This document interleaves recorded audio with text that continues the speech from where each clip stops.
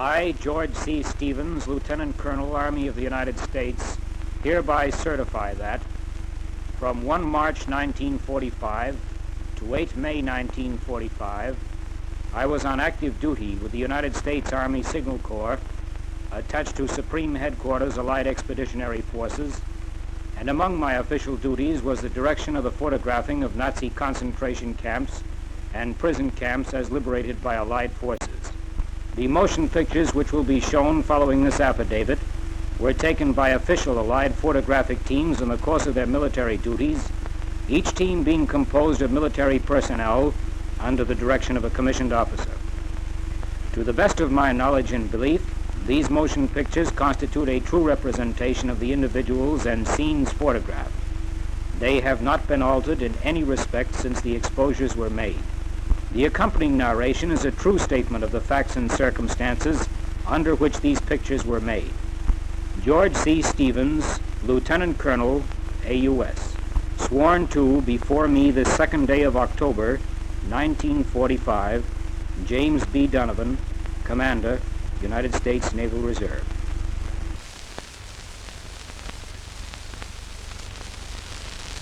I, E.R. Kellogg, Lieutenant, United States Navy, hereby certify that from 1929 to 1941, I was employed at 20th Century Fox Studios in Hollywood, California, as a director of photographic effects, and am familiar with all photographic techniques. Since the 6th of September, 1941, to the present date of the 27th of August, 1945, I have been on active duty with the United States Navy. I have carefully examined the motion picture film to be shown following this affidavit, and I certify that the images of these excerpts from the original negative have not been retouched, distorted, or otherwise altered in any respect, and are true copies of the originals held in the vaults of the United States Army Signal Corps. These excerpts comprise 6,000 feet of film selected from 80,000 feet, all of which I have reviewed, and all of which is similar in character to these excerpts. E.R. Kellogg, Lieutenant, United States Navy, sworn to before me this 27th day of August, 1945, John Ford, Captain, United States Navy. These are the locations of the largest concentration and prison camps maintained throughout Germany and occupied Europe under the Nazi regime. This film report, covering a representative group of such camps, illustrates the general conditions which prevailed.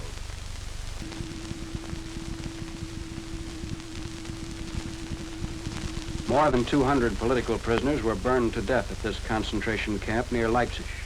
Others, among the original total of 350 inmates, were shot down by German elite guards as they dashed from the prison huts to celebrate the arrival of American troops outside the city. The atrocity story is told by the few who managed to survive. They relate how 12 SS troopers and a Gestapo agent lured 220 starving prisoners into a big wooden building at this camp, sprayed the structure with an inflammable liquid, and then applied the torch. Machine guns set up at various vantage points mowed down many victims who ran from the burning building. Some miraculously escaped the hail of bullets, but were electrocuted by the live wires of a fence, which was the final hurdle for those fleeing the flames.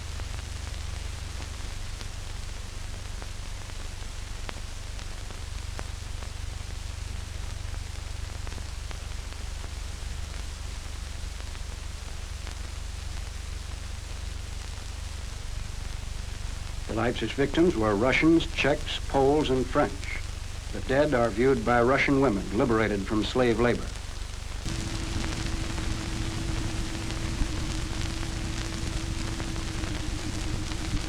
At Penig, Germany, a concentration camp was overrun by the 6th Armored Division, containing mainly Hungarians, who were people of wealth and esteem in their native country.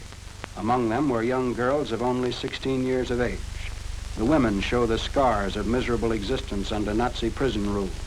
American doctors examine the victims.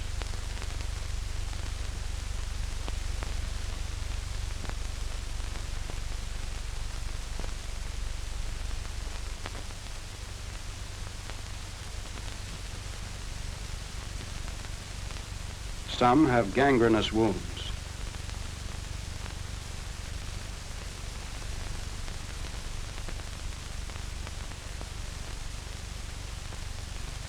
Others suffer from fever, tuberculosis, typhus, and additional communicable diseases. All existed under appalling conditions in vermin-infested quarters and with little or nothing to eat. As soon as our troops arrived, arrangements were made to remove these people from the miserable surroundings.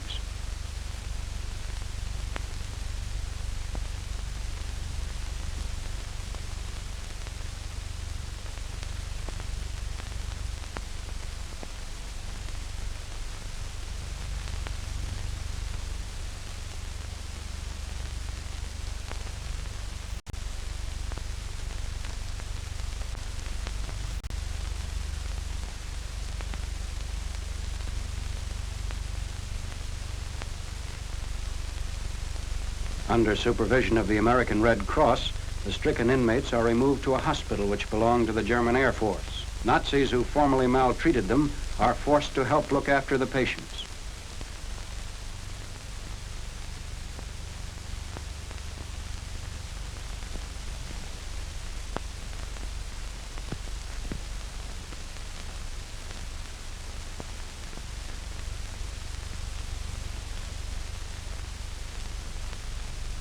The staff of German nurses is also forced to attend the victims.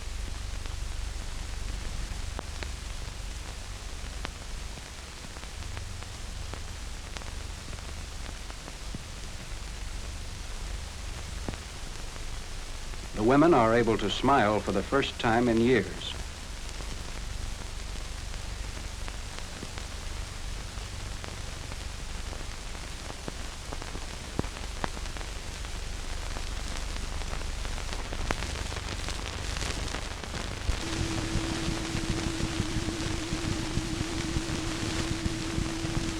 At this concentration camp in the Gotha area, the Germans starved, clubbed, and burned to death more than 4,000 political prisoners over a period of 8 months.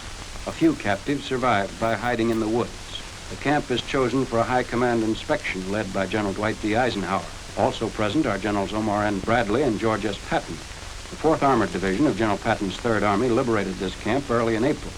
The generals view the rack that was used by the Nazis to whip the inmates.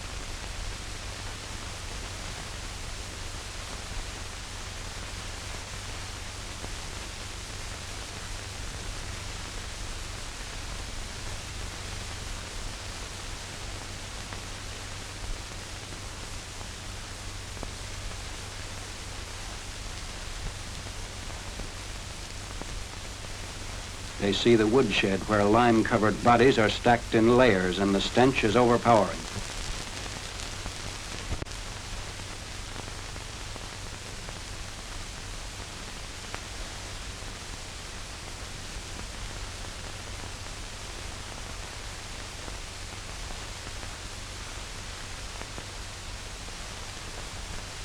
Former inmates demonstrate how they were tortured by the Nazis.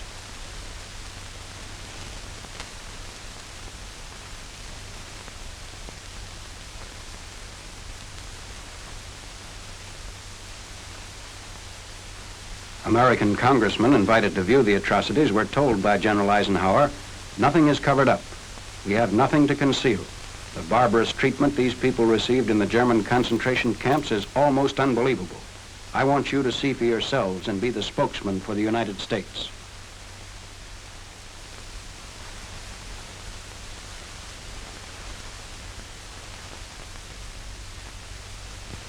The general and his party next see the crude woodland crematory, actually a grill made of railway tracks. Here the bodies of victims were cremated. Charred remains of several inmates still lay heaped atop the grill.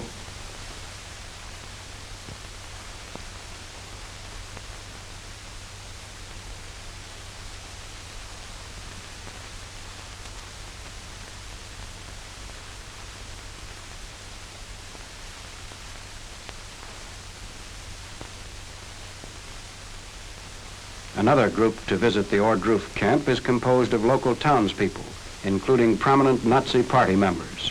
They'll be taken on a forced tour of the campsite by Colonel Haydn Sears, commander of the 4th Armored Division's Combat Command A, which captured hors d'oeuvre.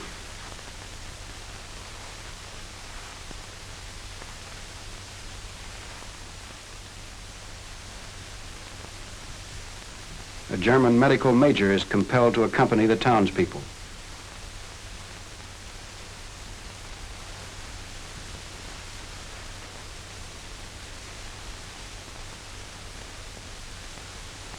Colonel Sears stands by as the Nazis are informed that they must see all the horrors at the camp.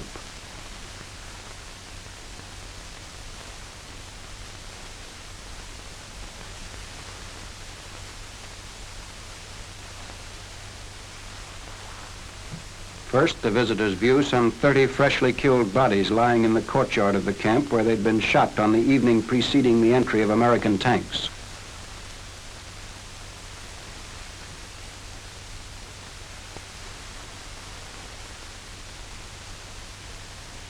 These two are identified as slave labor bosses who maltreated, tortured, and killed their workers.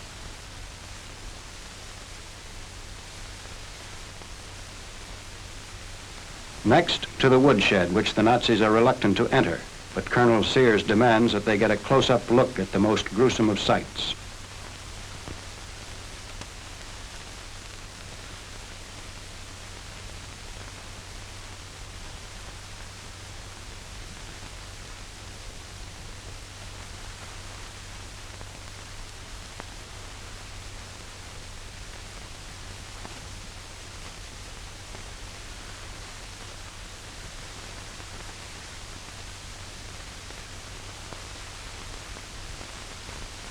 The labor bosses enter.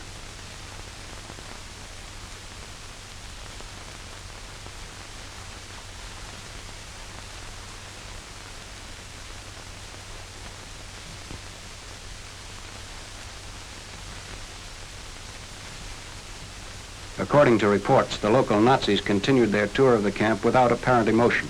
All denied knowledge of what had taken place at Ordruf.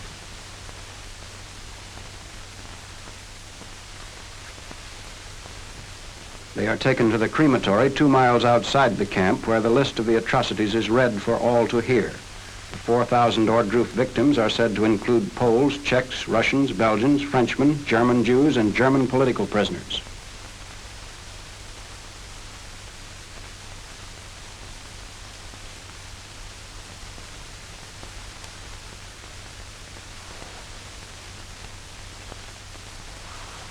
The day before these Nazis visited the camp, the Burgermeister of Ordruf was forced to view the horrors.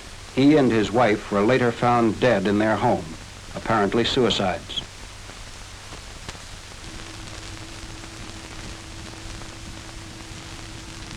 American officers arrive at a Nazi institution seized by First Army troops. Under the guise of an insane asylum, this has been the headquarters for the systematic murder of 35,000 Poles, Russians, and Germans sent here mainly for political and religious considerations.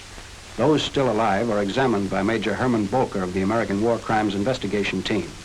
The townspeople in Hadamar, Germany, called this place the House of Shudders.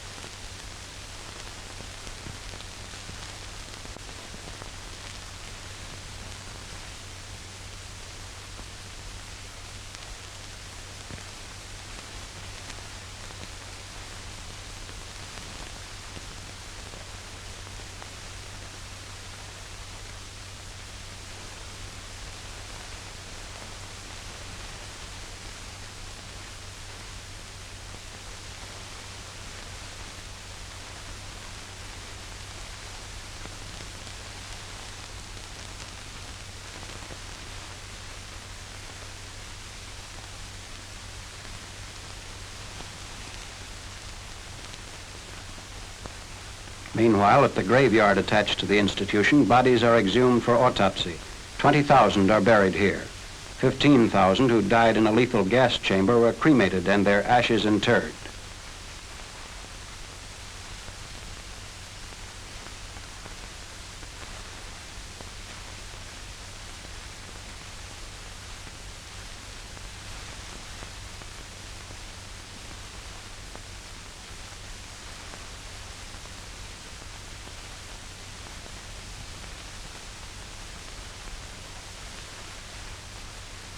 Death books found hidden in the wine cellar of the Hadamar institution revealed part of the story of the mass killings. The bulky volumes contained thousands of death certificates. Profession unknown, nationality unknown was written after each name.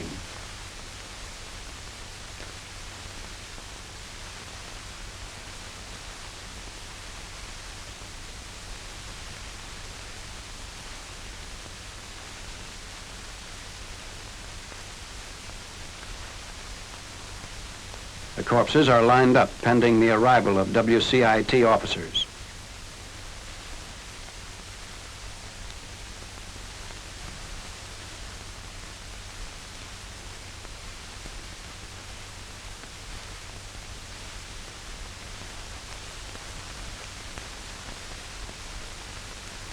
Major Bolker performs the autopsy. A detailed listing is made of all clinical data.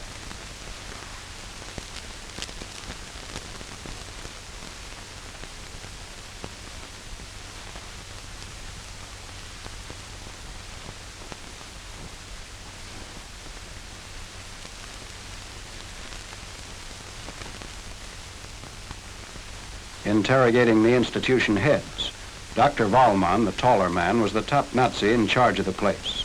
The other man entering the room is Karl Willig, chief male nurse. He admits to killing inmates with overdoses of morphine. The testimony of other witnesses substantiated the fact that morphine was issued at the institution without attempt at making a record. As many as 17 at a time died from the morphine injections. The investigating officers were told that the Nazis never bothered to determine whether a victim may have survived the overdosage. Instead, all were hustled off to the graveyard and buried in piles of 20 to 24.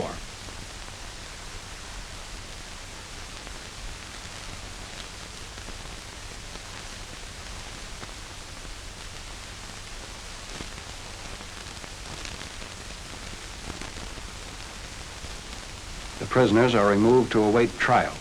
A Hadamard judge told the investigators that when the 10,000th victim died, the institution heads and Nazi officials staged a celebration.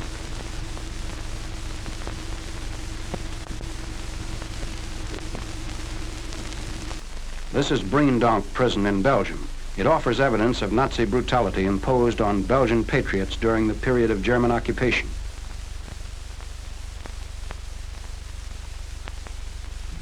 Many of the horror exhibits remain untouched, such as the blood-stained coffins, demonstrating how the victims were tied up for administering vicious beatings.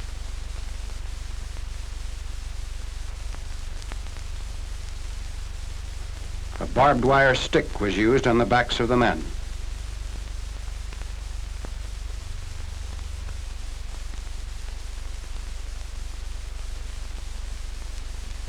Another method for rendering a patriot helpless while he was attacked by his Gestapo guards.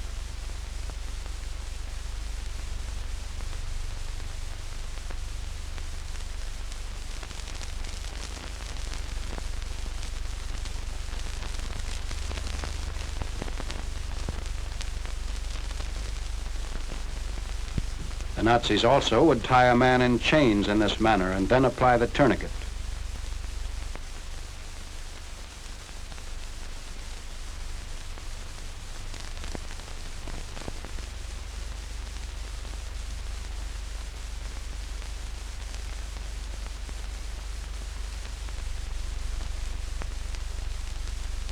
A Berlin-made thumb screw and how it was used.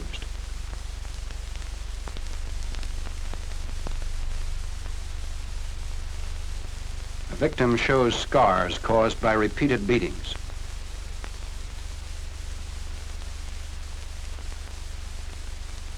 Others show what happened to them as results of both beatings and cigarette burns.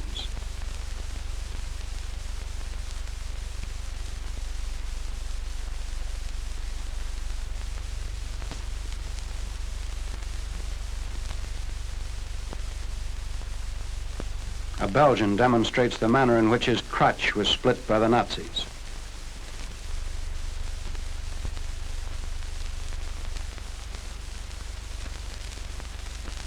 A woman discloses the results of a beating.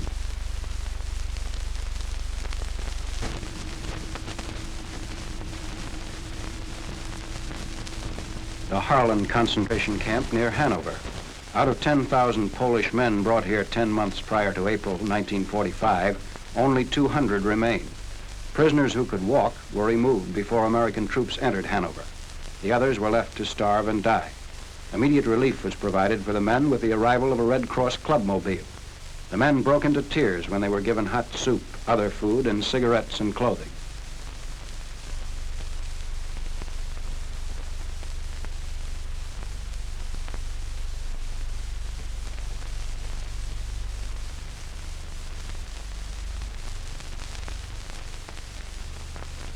When questioned, most of these men could not remember when they'd last eaten a decent meal. Many had been beaten and tortured so long their minds had failed.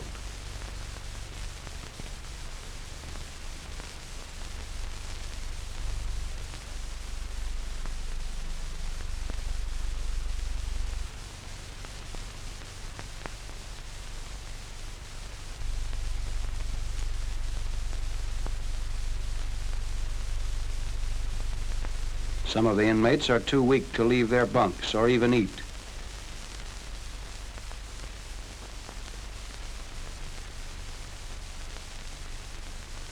Others bunk together to keep their frail bodies warm. The deaths continue even after liberation of the camp. Some were too far gone when the Americans took over.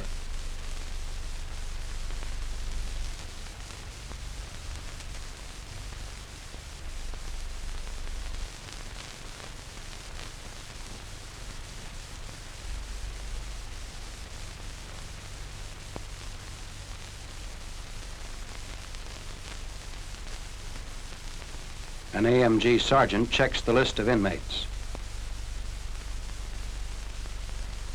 The victims relate the atrocity story, and photographs are made for further documentation of the horrors committed at the Hanover camp.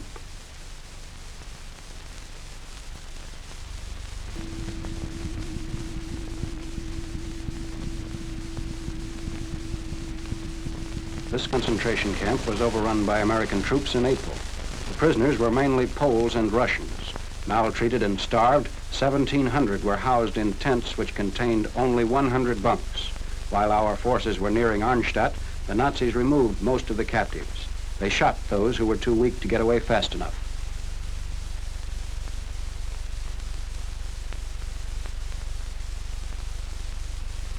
Savage watchdogs were used to help guard the camp. German civilians are forced to dig up the bodies. This is the second burial ground for the victims. The spot where they were originally buried after the massacre was apparently too close to the town.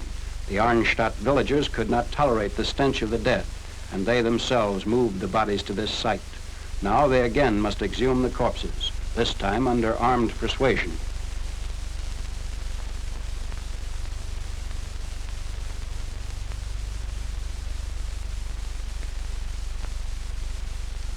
Victims bear the marks of violent deaths.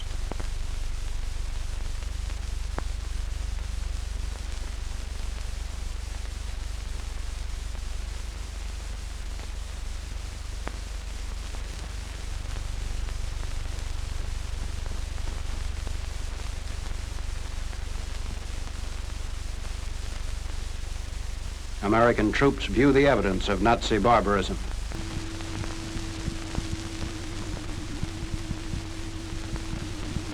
The slave labor camp at Nordhausen, liberated by the 3rd Armored Division, 1st Army. At least 3,000 political prisoners died here at the brutal hands of SS troops and pardoned German criminals who were the camp guards.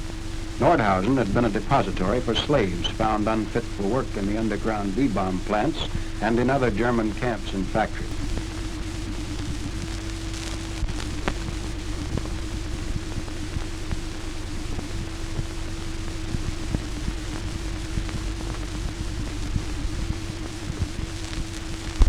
Amid the corpses are human skeletons too weak to move.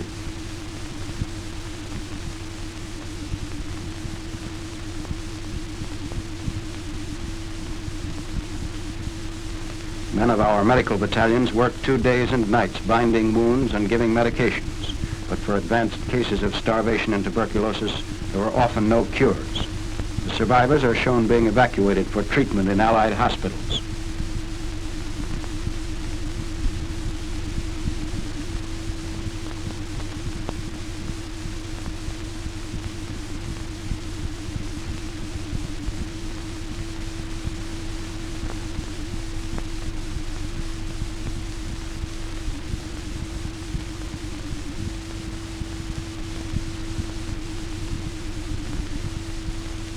The victims are mainly Poles and Russians, with considerable numbers of French and other nationalities also included in the camp roster.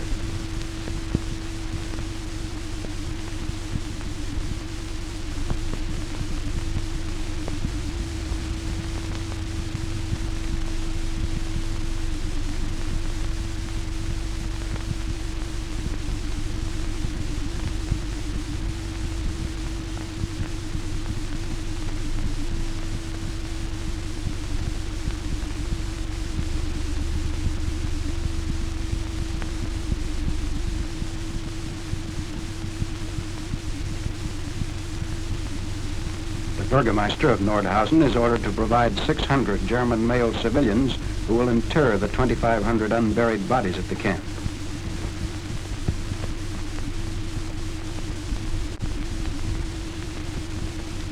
A priest administers last rites for the dead while the corpses are being carried to the hillside for burial.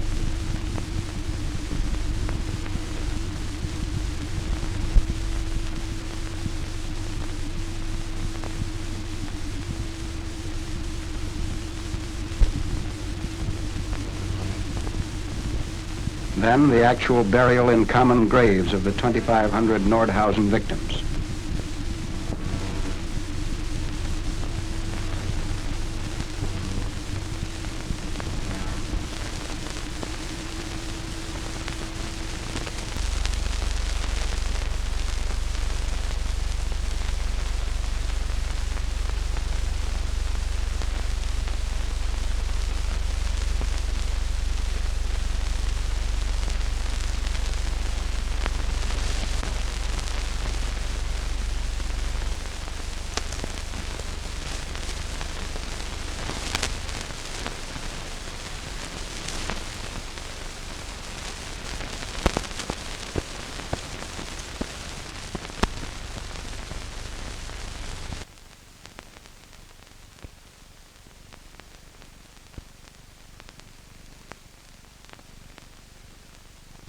I'm Lieutenant Senior Grade Jack H. Taylor, U.S. Navy, from Hollywood, California. Believe it or not, this is the first time I've ever been in the movies.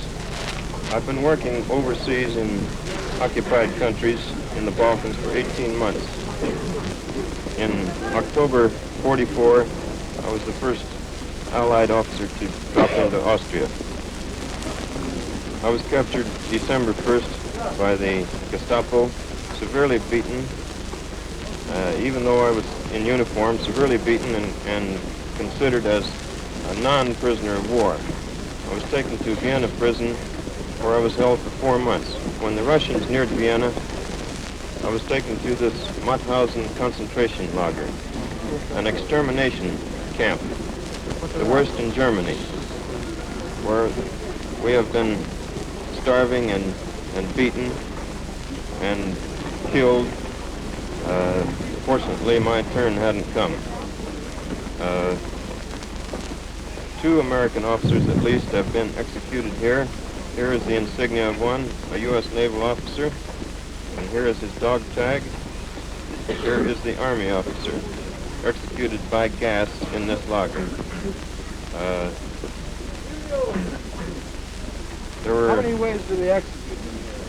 5 or 6 ways: by gas, by shooting, by beating, that is, beating with clubs,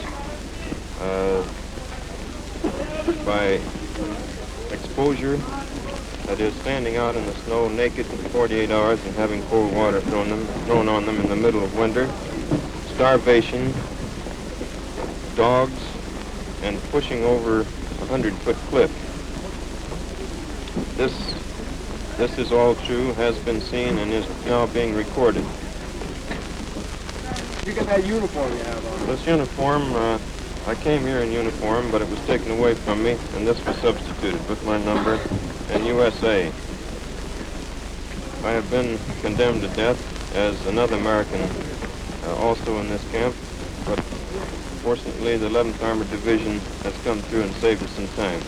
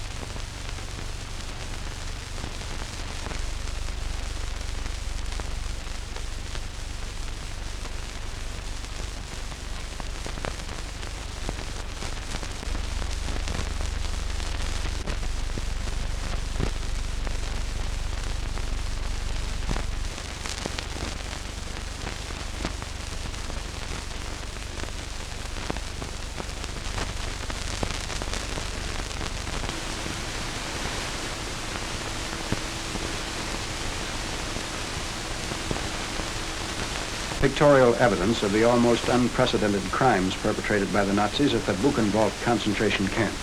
The story in written form is contained in the official report of the Prisoner of War and Displaced Persons Division of the United States Group Control Council, which has been forwarded from Supreme Allied Headquarters to the War Department in Washington. It states that 1,000 boys under 14 years of age are included among the 20,000 still alive at the camp, but the survivors are males only, and that the recent death rate was about 200 a day.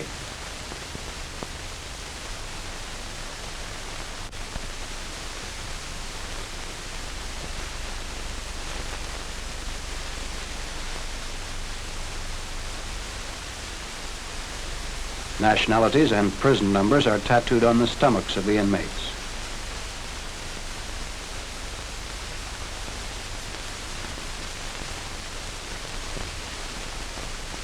The report lists the surviving inmates as representing every European nationality.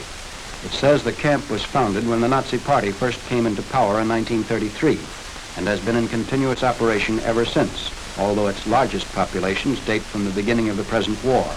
One estimate put the camp's normal complement at 80,000.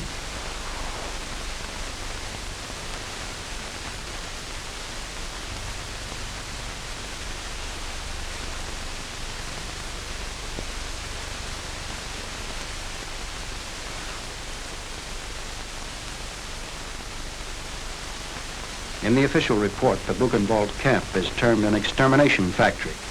The means of extermination? Starvation complicated by hard work, abuse, beatings, and tortures, incredibly crowded sleeping conditions, and sicknesses of all types. By these means, the report continues, many tens of thousands of the best leadership personnel of Europe have been exterminated. Bodies stacked one upon the other were found outside the crematorium. The Nazis maintained a building at the camp for medical experiments and vivisections with prisoners as guinea pigs. Medical scientists came from Berlin periodically to reinforce the experimental staff. In particular, new toxins and antitoxins were tried out on prisoners. Few who entered the experimental buildings ever emerged alive.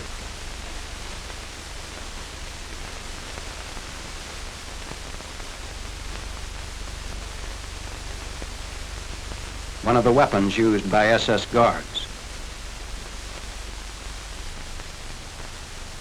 The body disposal plant. Inside are the ovens which gave the crematorium a maximum disposal capacity of about 400 bodies per 10-hour day.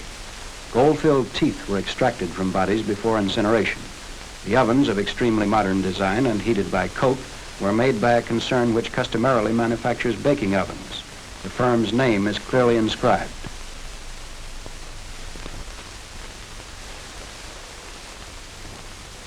All bodies were finally reduced to bone ash.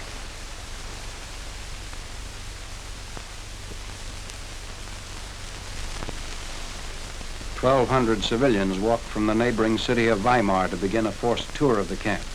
There are many smiling faces, and according to observers, at first the Germans act as though this was something being staged for their benefit.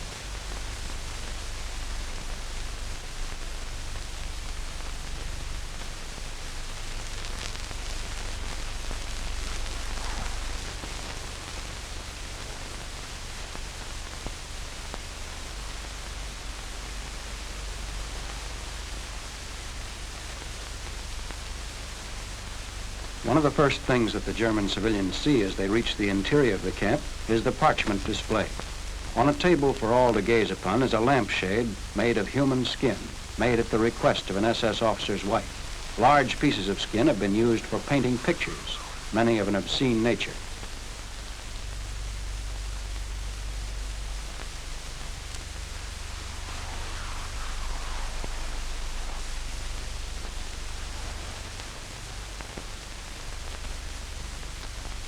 There are two heads which have been shrunk to 1/5 their normal size. These and other exhibits of Nazi origin are shown to the townspeople.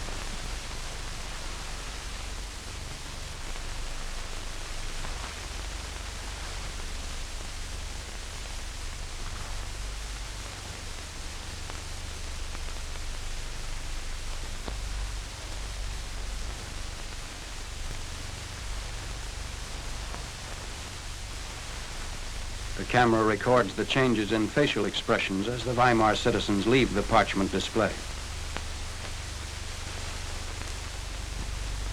The tour continues with a forced inspection of the camp's living quarters, where the stench, filth, and misery defied description.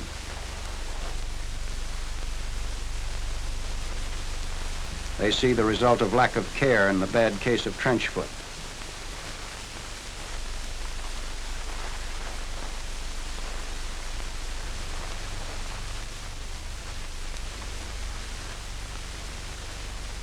Other evidences of horror, brutality, and human indecency are shown, and these people are compelled to see what their own government had perpetrated.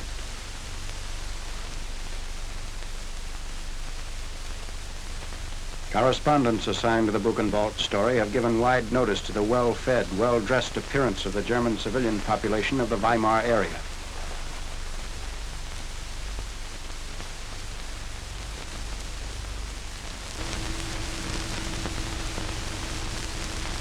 Dachau, factory of horror. Dachau, near München, one of the oldest of the Nazi prison camps. It is known that from 1941 to 1944, up to 30,000 people were entombed here at one time, and 30,000 were present when the Allies reached Dachau. The Nazis said it was a prison for political dissenters, habitual criminals, and religious enthusiasts.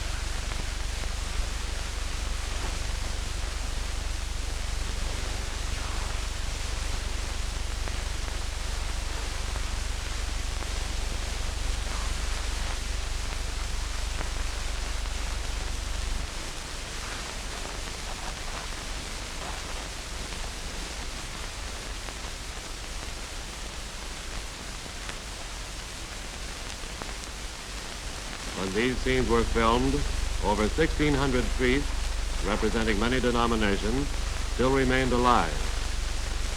They came from Germany, Poland, Czechoslovakia, France, and Holland.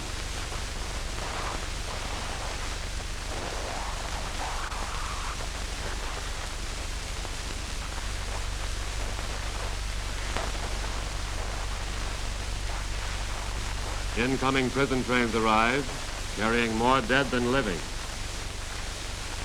Those strong enough to travel were brought to Dachau from outlying points which were threatened by the Allied advance.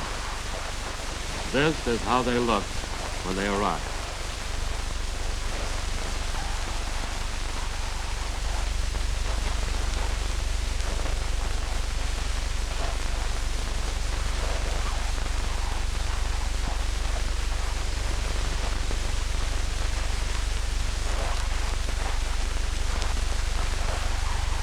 Some survived, and when the rescuers arrived, they administered what aid they could.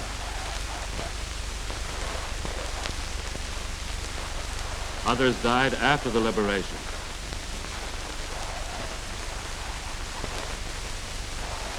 They were buried by their fellow prisoners.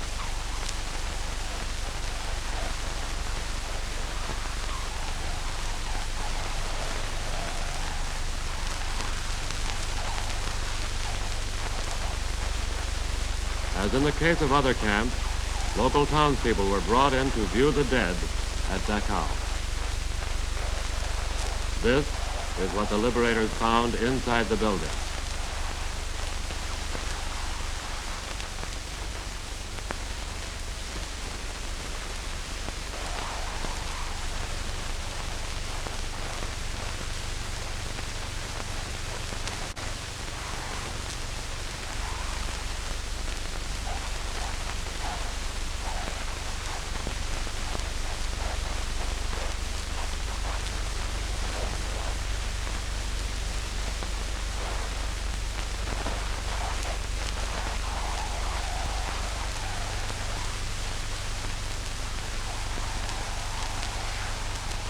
Hanging in orderly rows were the clothes of prisoners who had been suffocated in a lethal gas chamber.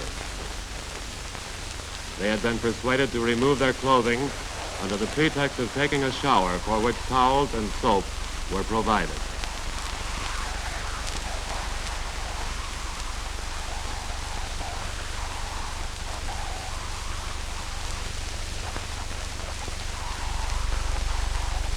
This is the Brausbad, the shower bath. Inside the shower bath, the gas vent.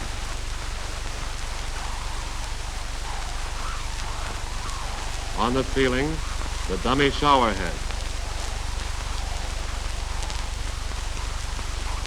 In the engineer's room, the intake and outlet pipe. Push buttons to control inflow and outtake of gas. A hand valve to regulate pressure.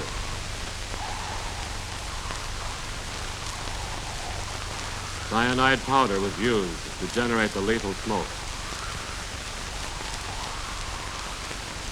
From the gas chamber, the bodies were removed to the crematorium.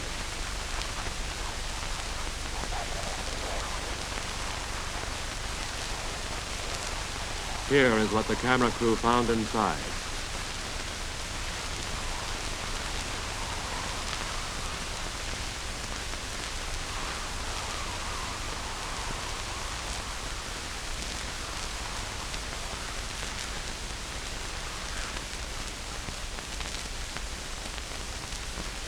These are the survivors.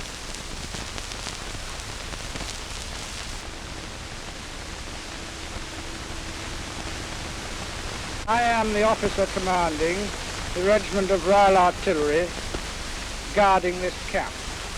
Our most unpleasant task has been making the SS, of which there are about 50, bury the dead. Up to press, we have buried about 17,000 people, and we expect to bury about half as much again. When we came here, conditions were indescribable. The people had had no food for 6 days and were eating turnips. The cookhouses have now been organized, and although they have to be guarded so that everybody gets a fair share of the food, things are now going fairly well. The officers and men regard this job as a duty that has to be performed, and none of us are likely to forget what the German people have done here. Heute, den 24. April 1945, spricht die Chefärztin vom Frauenlager, Konzentrationslager Speech of the woman Bergen-Belsen. doctor at concentration camp Bergen-Belsen, 24th of April 1945. This is the doctor in charge of the female section of the concentration camp Bergen-Belsen. She was a prisoner at this camp. Dass man hat uns Häftlinge in einem schmutzigen, verlausten Lager auf die Erde geschmissen, Tausende auf eine nur Erde, ohne Decken, ohne Stube, She says, ohne Betten. there were no covers, straw stacks, or beds of any kind. Persons had to lie directly on the ground. They were given 1/12 of a loaf of bread and some watery soup daily. Almost 75% of the people were bloated from hunger. An epidemic of typhus broke out. 250 women and thousands of men died daily. In the men's camp, they cut out liver, heart, and other parts of the dead and ate them. Das bei den Männern haben sogar die Männer von den Toten Leber, Herz und andere Teile des Körpers ausgeschnitten und aufgefressen. Man wollte uns keine Medikamente geben und die SS-Männer hatten das ganze Jahr aufgesammelt. Essen, welches wurde vom Roten Kreuz für uns Häftlinge geschickt. Und 2 Tage früher, bevor die britische Armee gekommen ist, No medicines were available because the SS men had collected everything. 2 days before the British Army came, the first Red Cross food was distributed. 2 months before, 150 kilograms of chocolate had been sent to the children of the camp. 10 kilograms were distributed. The rest the commandant kept for himself and used it as barter to his personal advantage. schöne Einrichtungen gemacht. Wir können nur eins sagen, mit uns hat man verschiedene Experimente gemacht. Die Sanitäter und Ärzte haben auf Häftlinge Spritzen gemacht, zum Beispiel 20 cm, Kubikzentimeter Benzin intravenös gespritzt so dass nach ein paar Minuten ist der Mensch gestorben. Auf solche Weise hat man auf uns experimentiert. Man hat Frauen genommen, junge, 19-jährige, schöne Frauen, und hat denen verschiedene gynäkologische Operationen. She adds that various medical experiments were made on the prisoners. Doctors gave some of them intravenous injections of 20 cubic centimeters of benzene, which caused the victims to die. She concludes by saying that sterilizations and other gynecological experiments were performed on 19-year-old girls. Dass endlich der Tag gekommen ist und uns freigemacht. Kramer, camp commandant, is taken into custody.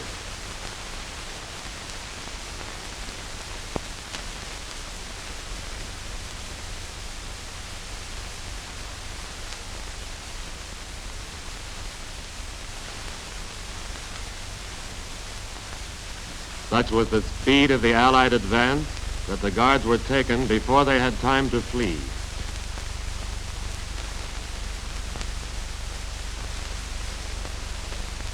Inside Belsen, the same story: starvation and sickness.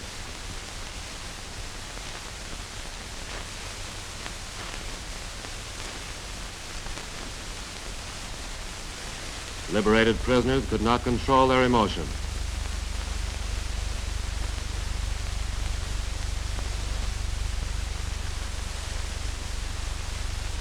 Despite German attempts to cover up, we found these in the open field.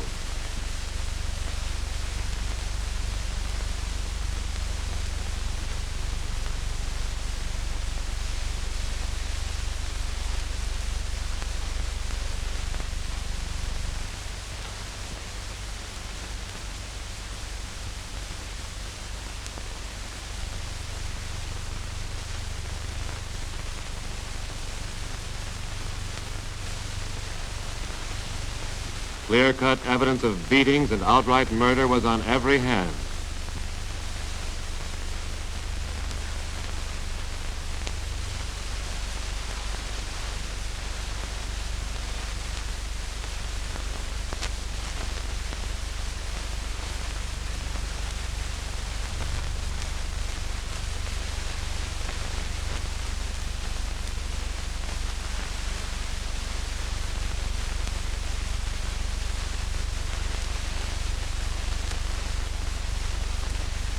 Nameless victims were numbered for records which the Germans destroyed.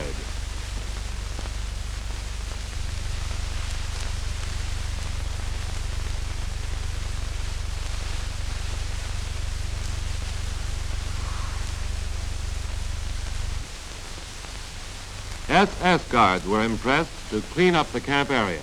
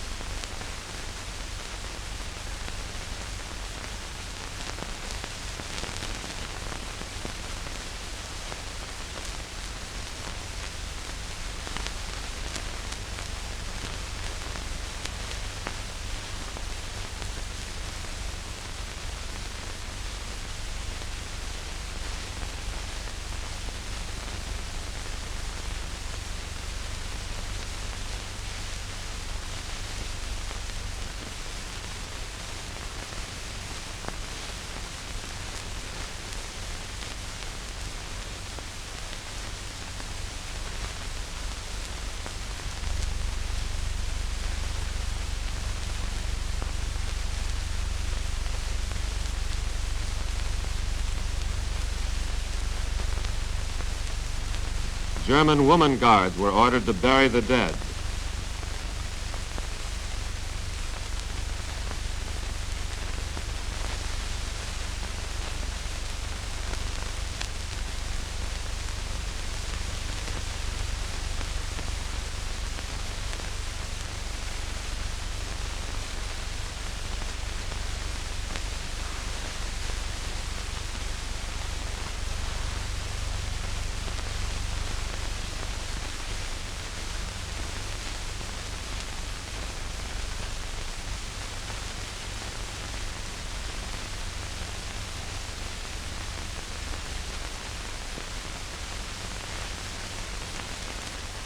Sanitary conditions were so appalling that heavy equipment had to be brought in to speed the work of cleaning up.